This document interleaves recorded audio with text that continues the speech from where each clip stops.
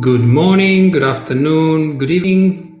The microphone indicator seems to be working on the screen, so I'm going to go by the assumption that you can hear me. If you can type it in the chat and let me know, that'd be great. But for now, I guess I'll just keep going. Welcome to, I think it's episode 4 of Quarantine Q&A with Dr. O. And thanks to all of you who are already online, and indeed thanks to all of you who have already posted questions. There's a lot of excitement on my part to see that we've already got some topics of conversation, and I also have something in mind that I want to share with you. So we'll have quite a lot to go with to begin with today. Thanks for letting me know that you can hear me. As usual, I'm going to go through the following structure. I'm going to give you a short introduction, just for those who are new to the sessions here and might wonder why we are doing what we're doing. After the introductions, we're going to do a little centering exercise so that we can let go of the day behind us and be present to this session. And then we're going to go into the Q&A as we always do. One idea that was presented to me by my friend Andrew is that perhaps, as well as going with the questions that you have, if you also have a topic in mind rather than a specific question, you can also write the topic in the chat. And if I have something that I believe is useful to share about that topic, I will, of course, address it as necessary. So I'll start with the introductions very briefly. Quarantine with Q&A with Dr. O started now 4 weeks ago, first episode. And it's born out of my desire to do more. The quarantine affected all of us in many, many multiple ways, including our work and our activities. And as some of you will know, I'm a therapist by profession, and that's my main occupation also. And given the lockdown, the session numbers decreased. And I felt I wasn't being available to the clients who perhaps rely on the cadence of our sessions when we have the option to meet face to face. I do offer online sessions, but I appreciate it's not for everybody. And I felt I wanted to do more. And so I decided to launch this series, Quarantine Q&A with Dr. O, as an opportunity to still be available, do more, and give those who have questions and, I don't know, maybe who are struggling to join us and ask their questions and hopefully find some help here. So 4th episode already, and I'm hoping it's adding value to some people. The fact that a few of you show up every week means that there's something that it's being received, and I'm really grateful for that. And I'm glad that we can continue doing it. Also, for those who don't know me particularly, I've already mentioned I'm a therapist, and I focus my work on one very simple principle, the idea of helping people reconnect with their innate power. It is my belief that most of us have lost connection to that one way or another, for one reason or another. And I focus my work on reconnecting people to that power. The way I do it is primarily through 2 channels. One is the clinical work that I do with clients, one-to-ones or couples. And then the second channel is the retreats that I offer called Ice, which are a marriage between my knowledge and skills as a psychologist with my knowledge and skills as a practitioner and Wim Hof Method instructor. So the nature of what we cover in this Q&A is informed by that knowledge and by that practice, all of it, psychology, Wim Hof, life, clients' calls and talks and so on. And so the questions will be related to that, and the topics that you would offer would be related to that. Okay, so that's for the intro. Today I'd like to do a different type of centering exercise. Up until now, we focused our centering exercise on breathing. Today, I would like to share something that I learned from my friend Bobby, who in turn he learned from another community called There is Noting. It is an opportunity to build awareness about oneself in the present moment and the environment in the present moment. A quick reminder of the reason I do these 3 5 minutes centering exercises at the beginning of every session is because you have, dare I say, gifted yourself with the opportunity to dedicate yourself 1 hour to do something that, for whatever reason, you have the desire to connect with. And in this case, is being here listening to this session. And I'm very well aware that for most of us, there's constant energy and forces pulling and pushing us all over the place. And it's difficult sometimes to be centered, to be present to whatever we are doing. And given that this is a gift you are giving to yourself, how wonderful to have the opportunity to receive it fully. And so the centering exercises are a way of pressing the pause button on life, telling your mind, telling your body, telling your heart that, okay, look, I've been out there, pushed and pulled all day. This next hour is for me. Let me take stock of where I am so I can be present to whatever is going to happen and enjoy fully and absorb it fully and take whatever value I can from it fully. The way there is noting works is very simple. Each of us will be doing it in our own private space, so I will be muting myself for that. But I will model it for you, and we will do 3 minutes only instead of 5. I will model it for you for a moment to give you a sense of how simple the exercise is. If you can, close your eyes, make yourself comfortable, whether you are sitting, lying down, or whatever other comfortable position you might be in. And without any rush whatsoever, and if you have to be in silence the whole time, so be it, if there's nothing to note. But whatever you feel something that is worth noting, from that silence, you might just say aloud, and the key point is that you say it aloud. There is breathing. There is stress. There is excitement.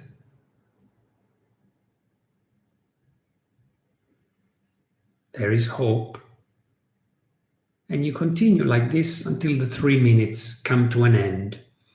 And feel free to take notice of any dimension of you. So if it is bodily sensations that you take notice of, breathing, for example, say that. If it's thoughts, intellectual type of experiences, say that. There are thoughts. There is thinking, something like that. And of course, if it's emotional, you can do the same. The important thing is that you notice whatever it is, you call it out loud, and you let it go. I will start the 3 minutes now. So I invite you to close your eyes and begin your practice. I will come back to you when the 3 minutes are over.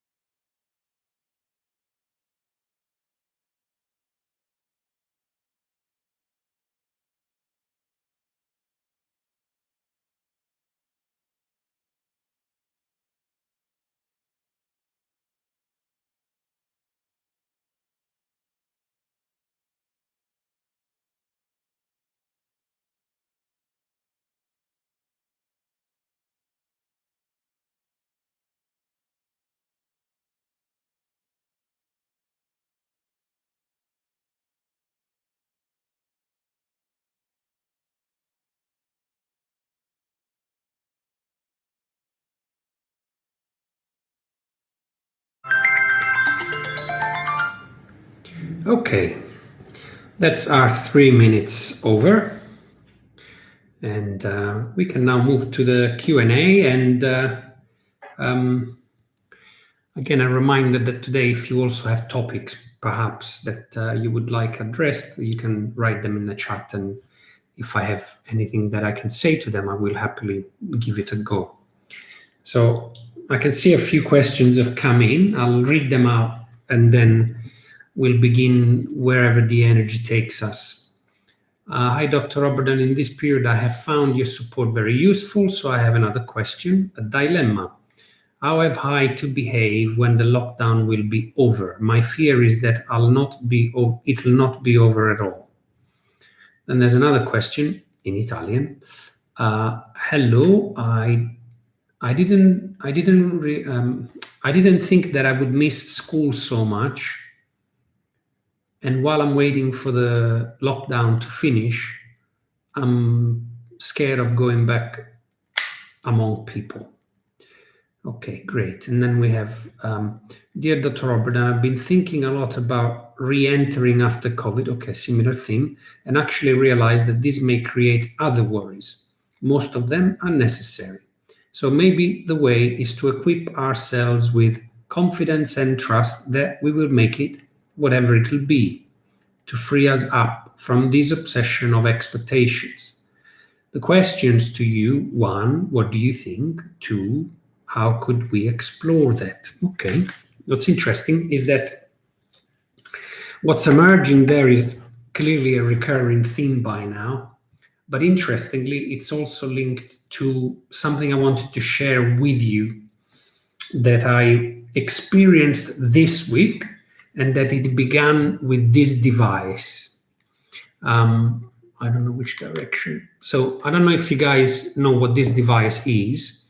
This is called a pulse oximeter. And basically what happens is you open it like a jaw, like that. Actually, it looks like a crocodile. You put your finger in there and then you power it on. And then once you have, I don't know if the screen will show it, but there's going to be 2 pieces of information in there. The first one, which is called SpO2, is the oxygen saturation in the blood, and the second one is the heart rate. So how did this come about, and what does it have to do with the questions you've put there and the experience that I wanted to share with you in relation to those? So I think I've already mentioned I'm a Wim Hof instructor and practitioner. And so every morning I do an ice bath and I do my breathing exercises. Now, not every morning, but sometimes I have the oximeter on my fingers to monitor how my blood saturation is changing during the breathing cycles that we practice through the Wim Hof method, or if I'm doing some other type of breathing exercises, again, how my blood saturation changes. Now, as I was working with the oximeter, my eye actually fell on the heart rate more than the oxygen saturation, and I realized something quite interesting. Now, in pre-COVID time, my rest heart rate is between 70 and 75 beats per minute, which is kind of within the average of an adult human being.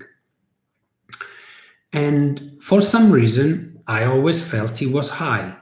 Now, it is within average and it is very healthy, and thankfully I'm in very good health. But for me, I've always been a sports person one way or another. I always felt it was high.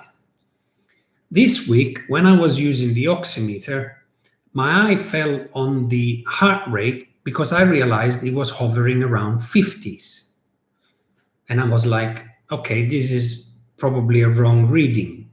So I re-looked at the oximeter, I reset it, I started it again, and yet again, the numbers were around 50s. I was like, okay, it must be a particular day. Maybe it's a state I'm in right now, and it's a fluke, because my heart rate has always been above 70 to 75. but I decided to keep an eye on it. And so during multiple occasions of the day and of the week, I kept going back to the oximeter to see how my heart rate was doing, whether I was doing breathing exercises or not. And to my surprise, the numbers kept hovering between 55 and 60 beats per minute.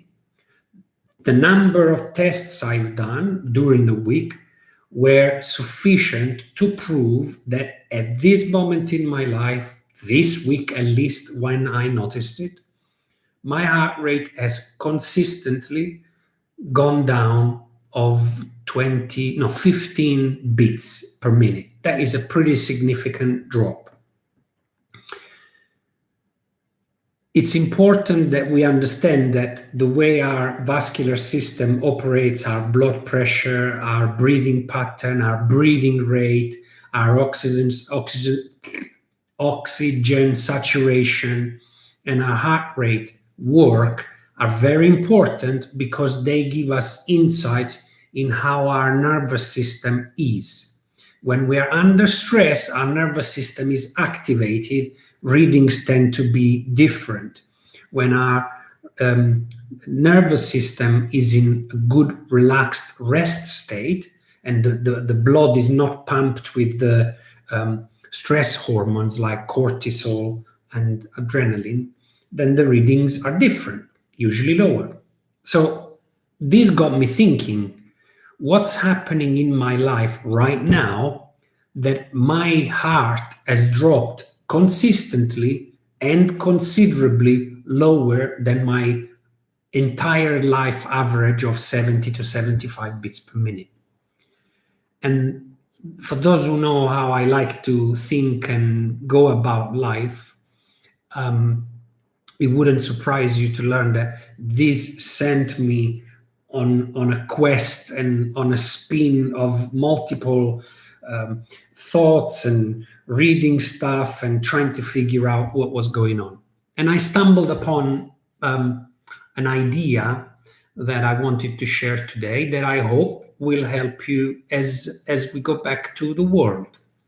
Now, this is quite timely because, as you know, several countries around the world have now begun to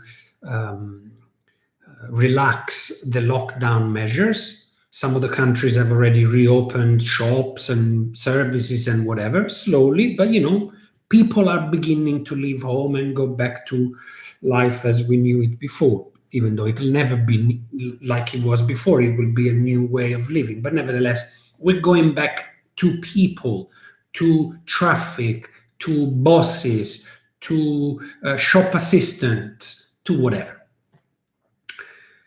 And the way I would like to illustrate this idea is through a little thought experiment that I like to do quite often with clients in therapy. But before we go to the thought experiment, what I'm wanting to highlight is some of the potential reasons that might create anxiety in us as we begin to think, oh my God, next week I have to go back to the office. I have to take the train. I have to come out in the streets. I have to meet new people. I have to be in close contact with them. What might be some of the things, some of the reasons, or indeed some of the mechanisms that are happening that might be creating this anxiety as we re-enter the world? And from this idea/analysis, I hope to, one, address the questions that you've already put there, but also get an opportunity for us to explore, and therefore, what can we do about it? All right, so that's the context.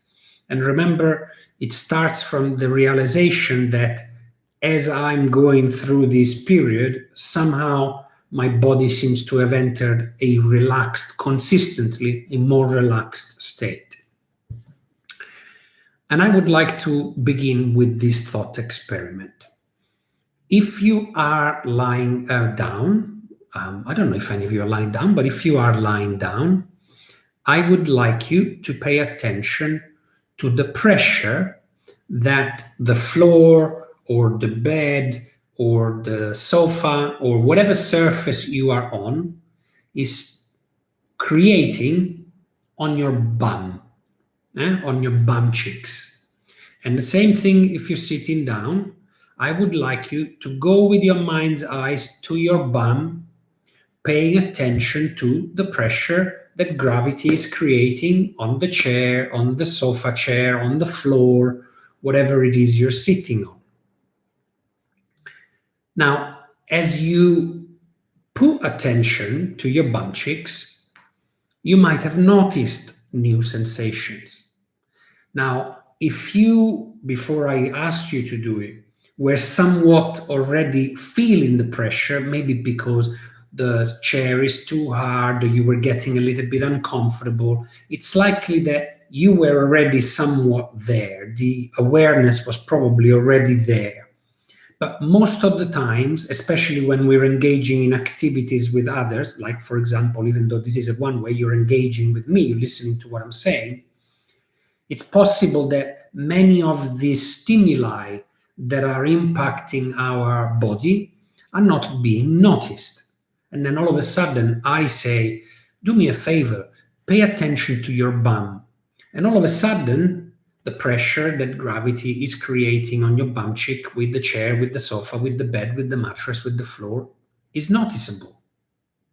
Now, if you pay attention long enough, and if you don't move, for example, or maybe again, if your floor is too hard, you will want to do something about it because the noticing has become loud enough to make you realize that you need to do something about it. So,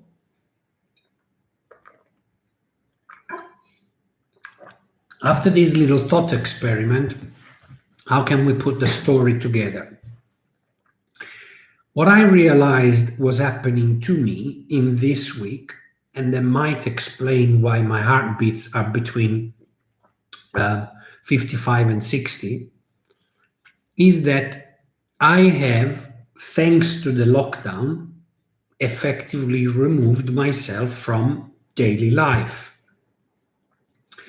And what I want to highlight is not daily life as a whole, because I enjoy what I do. I enjoy going out. I enjoy meeting my clients and doing my work and doing whatever other things I do when I'm out there.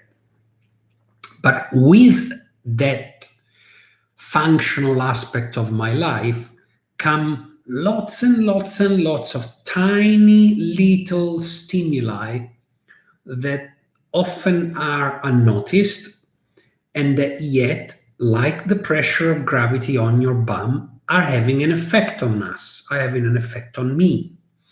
Now, some of it might be the commuting from home to the office. It's not a part I enjoy particularly, even though Singapore is small enough, but nevertheless, I don't enjoy it. It might be dealing with things that have happened in the office, in the physical space of the office that have to be addressed. It might be tiny little administrative things that have to be taken care of in order to provide a smooth service that I can do with my eyes shut. They're almost automatic, but nevertheless, they are part of the system that I occupy on a daily basis, which alongside the things I love and enjoy, form part of my life. Why is this important? Because what I realized is that having removed myself from daily life, having therefore removed myself from many of the things that I didn't realize were stressful, but actually were stressful, my body and my mind finally found the space and the time to lower the nervous system's response. Now, as the world is beginning to move again and things begin to be reopened, we might indeed have good things, exciting things to go back to. But our mind, our heart, and our body know very well, with all those beautiful, amazing things, also come the commuting, the crazy boss, the useless corporate meetings that waste an incredible amount of time and money, where you're sitting around thinking, why the hell are we even having this meeting? This is such a waste of time. The unpleasant encounter with someone who's not particularly woken up happy that day, or standing in the underground or the MRT or a bus next to someone who unfortunately hasn't showered for 2 days and oozes out of them quite strongly. The examples are countless, and I'm sure you can come up with a long, long list by yourself. But what I'm pointing to and what I'm wanting to impress on you, it's not the big ticket items that we find stressful.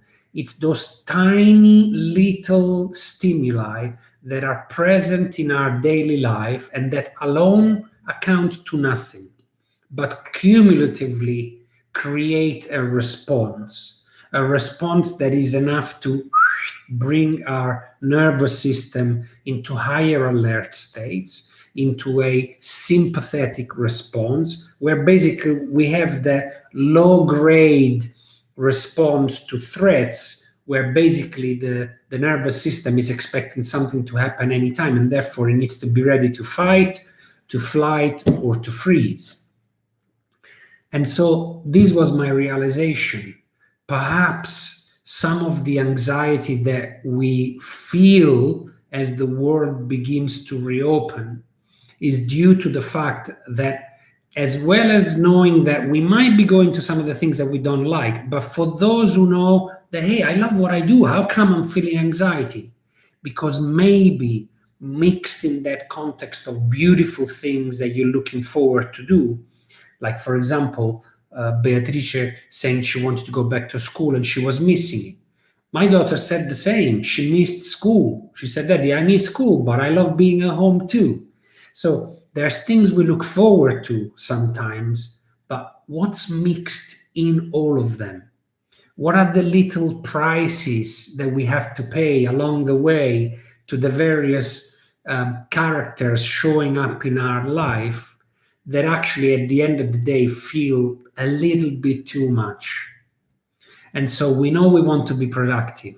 We know we want to go back out there and meet family, meet friends, re-engage with nature, enjoy sunshine, especially now that we're in spring. But perhaps we also fear that we're going to have to take on all those additional tiny, tiny little stressors that had an impact on us and that we have no control of changing. Now, the question that I also posed at the beginning is, okay, so what can we do about this? And I think I haven't particularly thought about this part in depth. I was more focused on trying to understand why my body all of a sudden seemed to be in such a great state.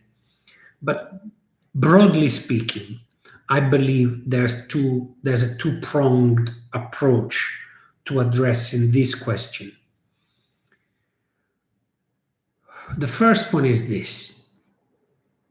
Many of the clients with whom I've had conversations about re-entry seem to be suggesting that, well, I have no choice, right? I gotta go back to work. I can't lose my job. I have to send my kids back to school. I can't keep them at home. I can't do this. I can't do that. I can't do the other.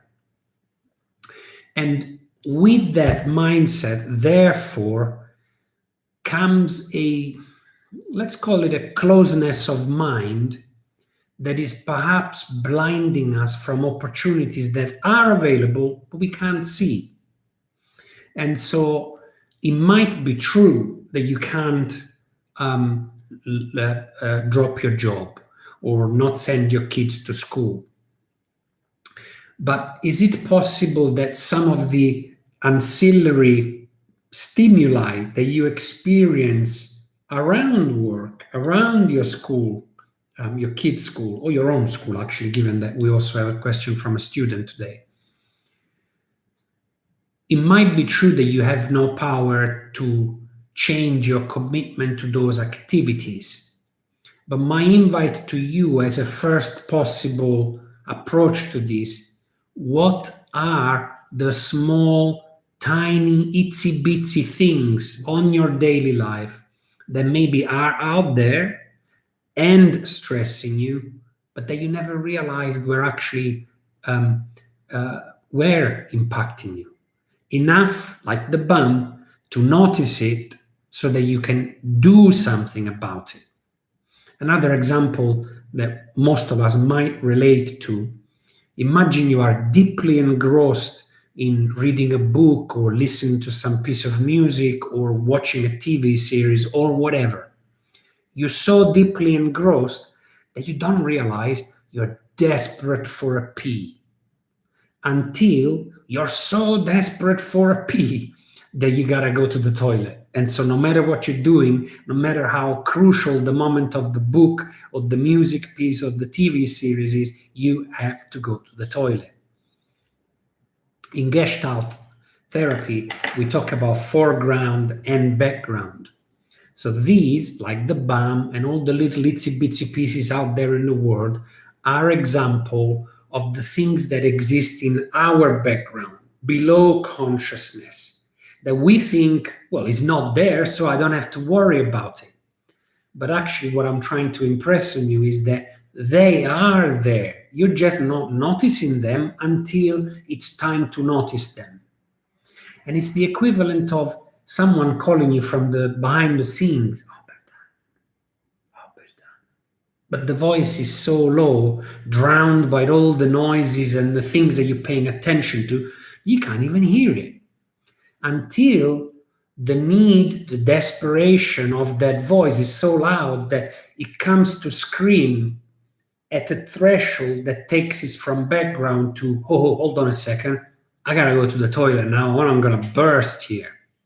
So, approach number one to re-entering and exploring this anxiety that we're experiencing is asking ourselves, what choices do I still have to explore and address those tiny itsy bitsy little things in my daily life that up to today might have been invisible, might have had an impact on me, and I never realized it. That would be my first what did I say? Approach. My first answer. And then the second one, which is more practical in nature and somewhat is dependent upon the first, or a version of the first at least, which is once you have become aware of the items that you actually do have some influence over, little one or big ones, it doesn't matter. But the point is, without you knowing that they are there and that you have influence over them, then you can't do anything about it. But that's the second point. Once you do know that they are there and that you have influence over them, what can you do about them? You know, like with therapy, we can talk forever and ever and ever, and it has great value in bringing things to the surface, in giving us new knowledge, giving us new tools, new skills, helping us reframe beliefs and create fresh new attitudes. But at the end of the day, none of these matters, or up to a point. None of these matters up to a point if we take no action with that new knowledge, new skills, reframe belief, new attitudes, in order to change the course of our life. And so the important piece, having realized what it is we have influence over, is what actions can I take? What is in my power today to do something? Do something. And please also know that in this second approach, the doing piece can be also incremental.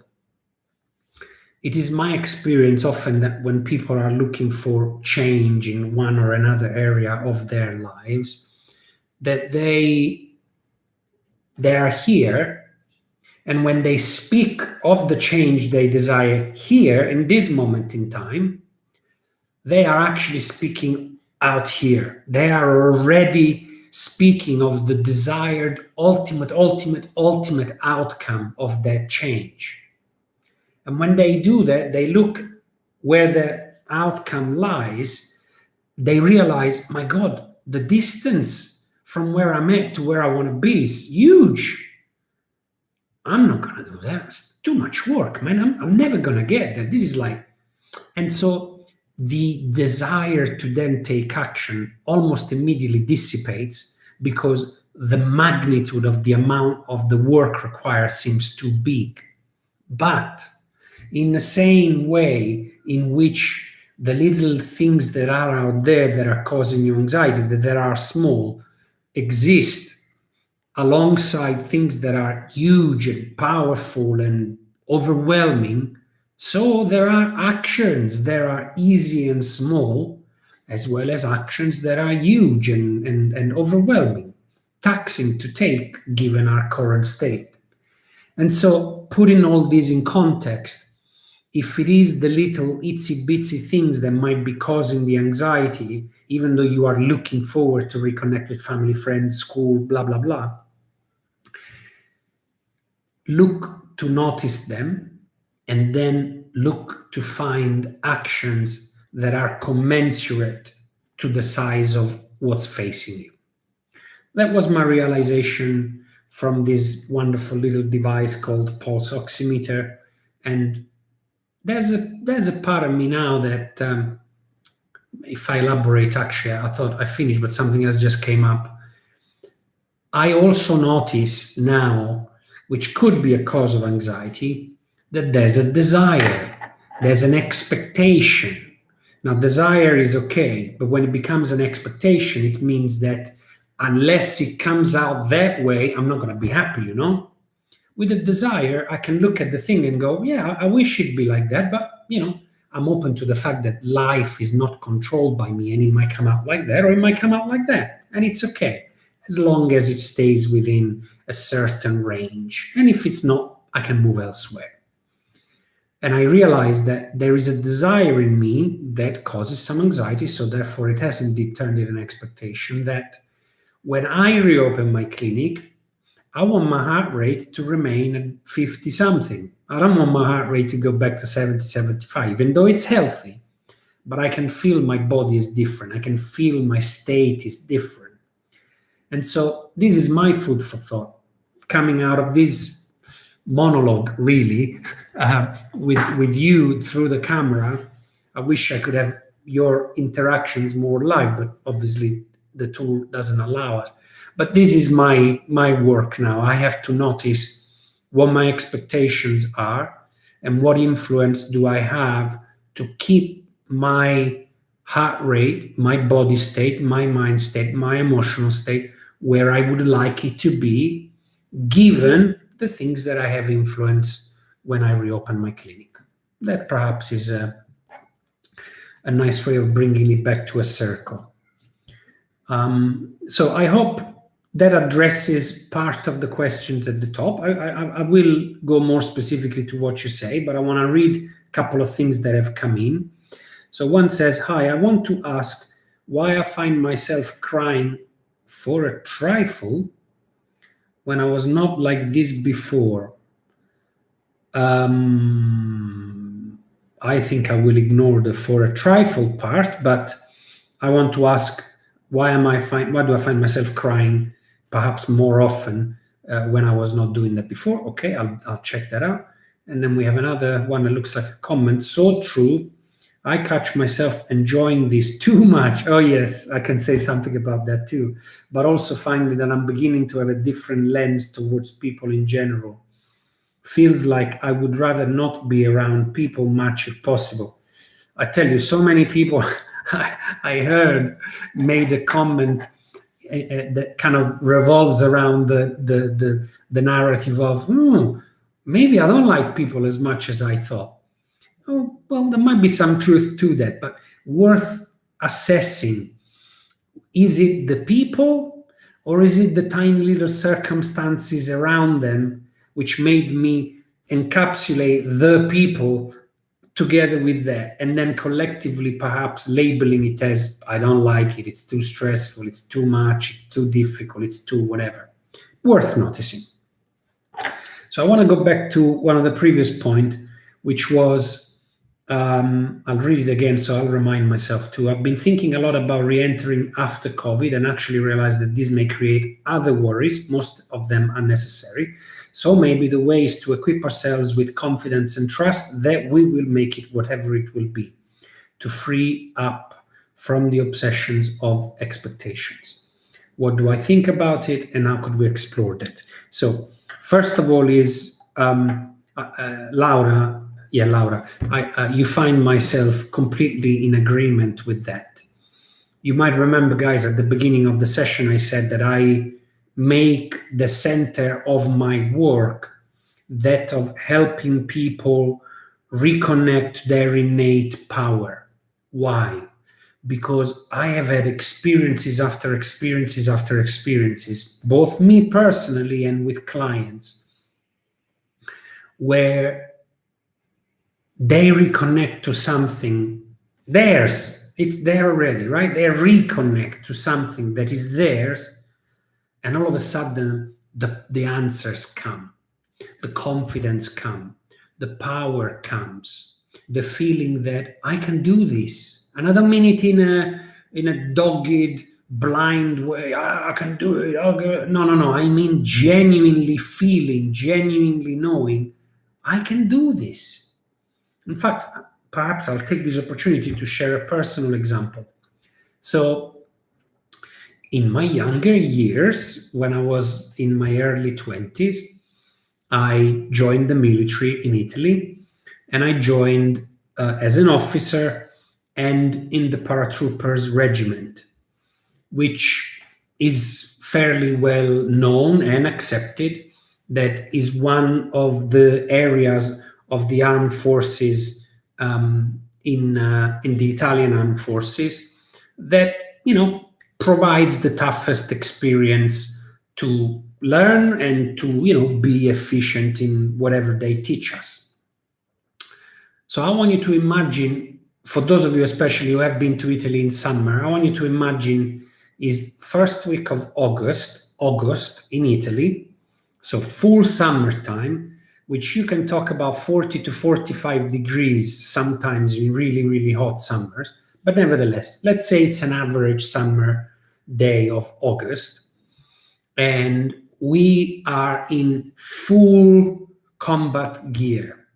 And so that's the I forget the English name, basically the clothes that you wear for the battlefield, the boots, the helmet, the pack filled with all of the combat equipment and field equipment, the weapons, whatever the weapons that you are assigned to and you have to carry.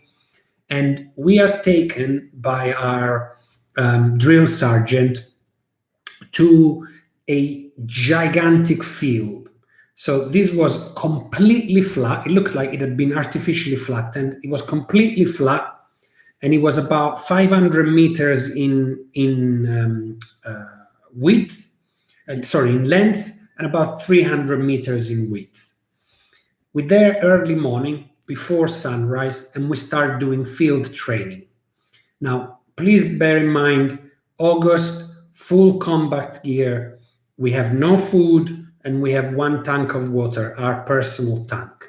So we start doing drills. The sun comes up, starts getting hot. We keep going, and we've not been given a plan.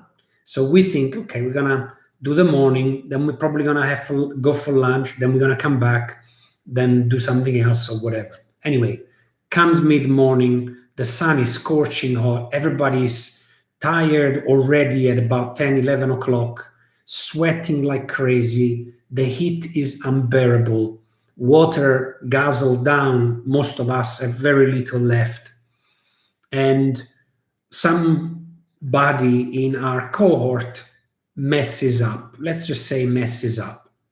The drill sergeant says, everybody up. Okay, so everybody stands up.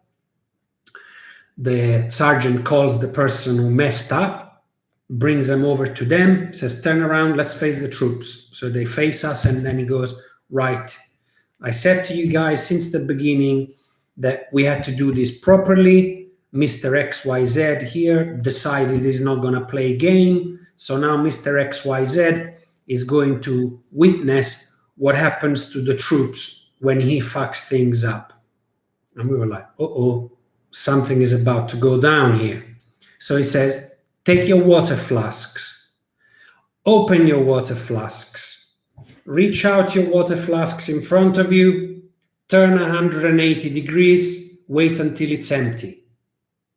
Put your water flasks back. And we're like, shit.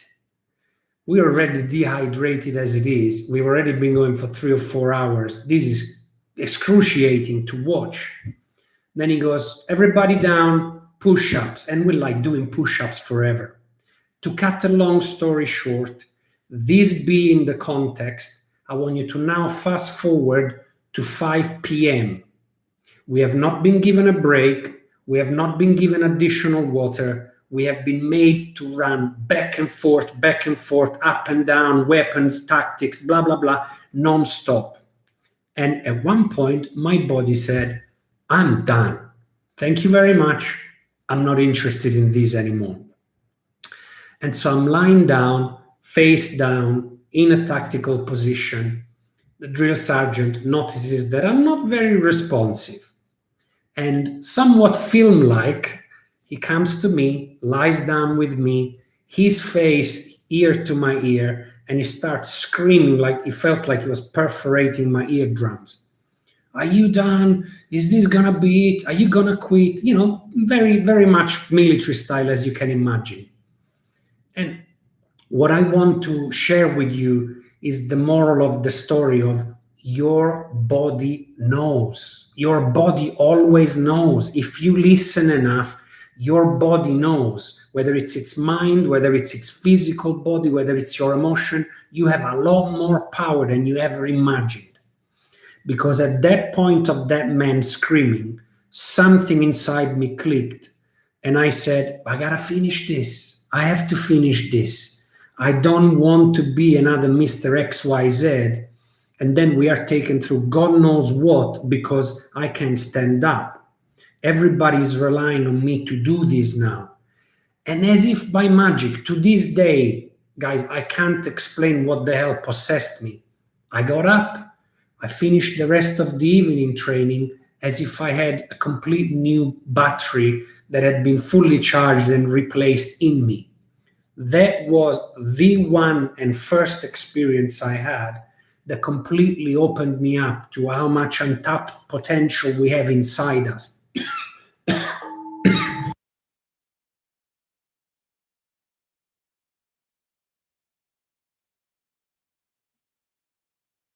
Sorry about that. Talking too much, clearly. How much untapped potential we have inside us that we never get to see. I was blessed. I was absolutely blessed and lucky to have been taken to that absolute extreme. And I haven't been to an extreme like that ever again in my life, physically, emotionally, even more, but physically, never. And it stayed with me forever. And I made it my mission to teach people open your heart, open your mind, open your eyes, believe in yourself. You can do much, much, much more than you believe. Now, for the critics in you that say, come on now, not everybody can be an Olympic champion. Who talked about Olympic champions? I'm not saying that we all have untapped talent and potential that can make us Olympic champions and therefore get out of COVID lockdown, get into the world and go, I'm invincible, I can do whatever. No, I'm not saying that. What I'm saying is that within your sphere of influence and knowledge and awareness, there is a limited tapping of the potential you have, whatever its max potential is. Who cares? The point is, you have the opportunity. I have the opportunity to experience life more fully if only we believed in ourselves enough to get rid of some of the filters that keep us locked, that keep us fearful, that keep us uncertain, that keep us doubtful. And so giving ourselves the opportunity to try something, whatever it is sure way of realizing that, man, I got so much more potential. And another example that I can give you that is not mine is when I ran the OMICE process. The OMICE process includes immersing oneself in ice water. And most of us are told that immersing ourselves in ice water will kill us. Hypothermia will set in, I don't know, I once heard in 30 seconds. Not true. And many of the people who go through the experience, dare I say, all of the people that I have guided who have gone through the experience, all got to witness themselves in a place they never realized was possible. So I invite you, as Laura was suggesting, to, yes, believe in yourself, create that sense of confidence and trust that it might not be perfect, it might not be as I expected, it might not be as it was before, but whatever will be, I can deal with it. I can figure out a way. I can ask my partner, my friend, a colleague, a professional to help me. I know how to deal with this. I can go forward and leave it for what it is. Leave it as in Live. I realize that sometimes our pronunciation leaves to interpretation. Oh, there's a comment. Yeah, thanks very much for reminding us of our inner power. Thank you for the comment indeed, and thank you for the questions. So we have 6 minutes left, and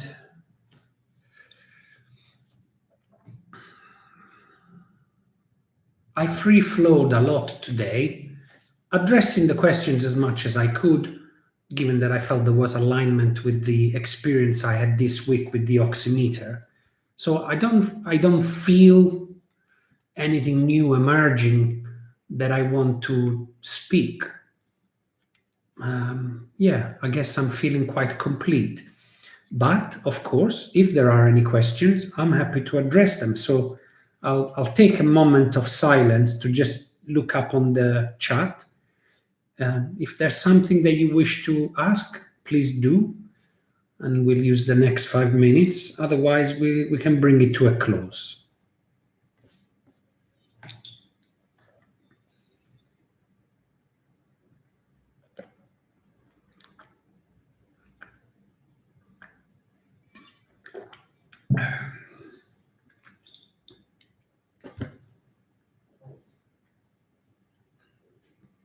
Okay. It looks like there's nothing moving, so I'll take that as a sign that we are all feeling complete. And as always, I want to thank you. I'm grateful for your presence here, and indeed, I'm grateful for your questions. One final thing that I would say is that being new to the technology, I didn't particularly understand how it all worked. So I have been sending out a link every week to the live event, but actually I realized we don't need the link. I'll still be sending it out, but if you go to the YouTube and just type in Oberdan Marianetti, once you then click on my channel, the upcoming live event should typically show up at the top of the available videos.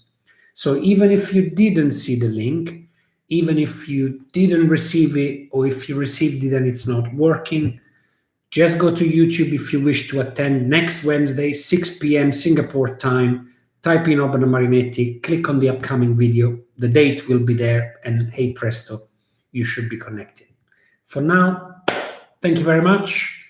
I wish you a good week, everyone, and I hope you can continue to be well and to be safe. Until next time. Ciao, ciao.